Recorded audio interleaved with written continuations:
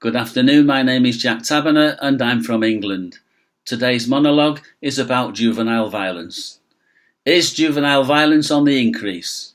Well, you think back to your own teenage years and make your own decisions and your own mind up.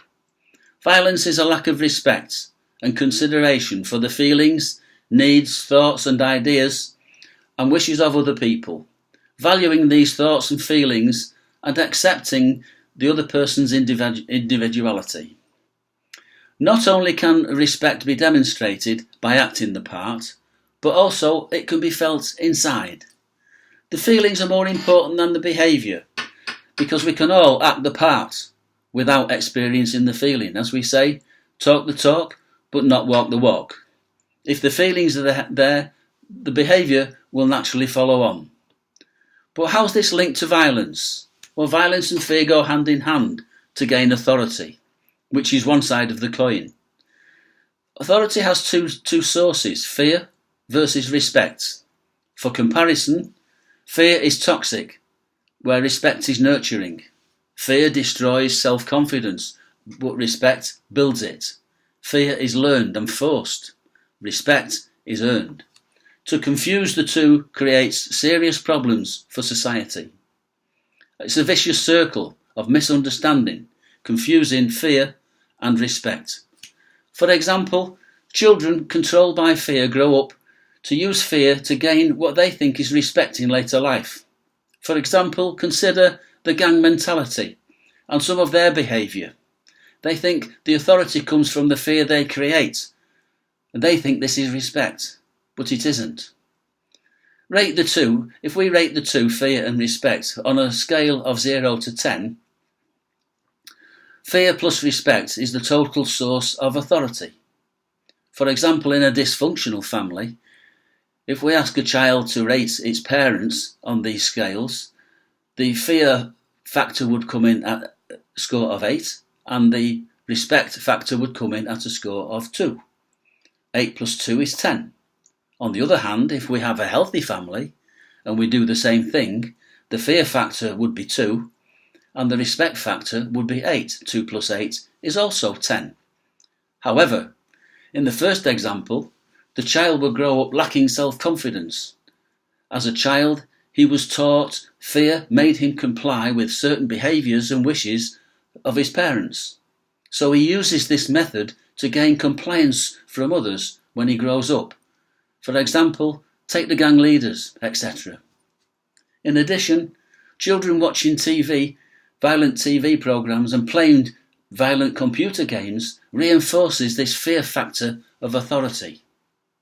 At some point, he will no longer fear the consequences of misbehaving because he will be big enough and strong enough not to fear the parents or the authority figure anymore. Later in life, he uses what he has been taught to make others comply with his wishes, violence, mistaking fear for respect. In the second example, the child grows up with lots of self-confidence, respect for others. Compliance from the child comes from respect, for example, from not wanting to disappoint his parents, taking their feelings and needs into account of his own behaviour. Later in life, he uses the same methods to gain compliance from the others by respect. People in authority often demand respect, but respect is not, if it's not first earned and demonstrated, their power is based on fear. When the person no longer fears the authority, then the authority's power base disappears. Many teachers and parents believe if children obey them, they have respect. This is a false impression created by the fear factor.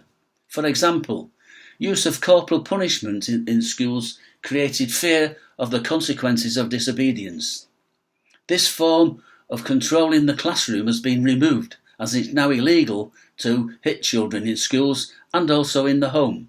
And today's children are very well aware of their legal rights. In a dysfunctional family, the child will be quick to call the child line and bring cases of illegal assault against the perpetrators, both at home and in the school. We have taken from the teachers one method of control in the classroom without replacing it with something else. As we know, children are very easily influenced, especially by their peers. As we say, it only takes one bad apple in the box. The result, mayhem in the classroom.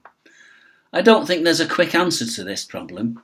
It would appear that education is the answer, but this is a slow process. Nobody ever taught us to gain or give respect. This is a shortcoming in our system of education for both parents and for teachers.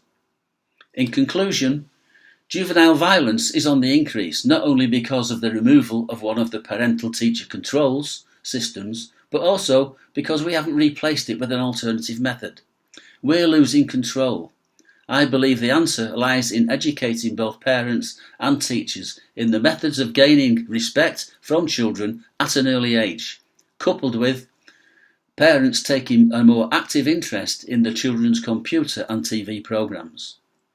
This process needs to start very soon and at an early age, in the home. A lot of food for thought. Thank you.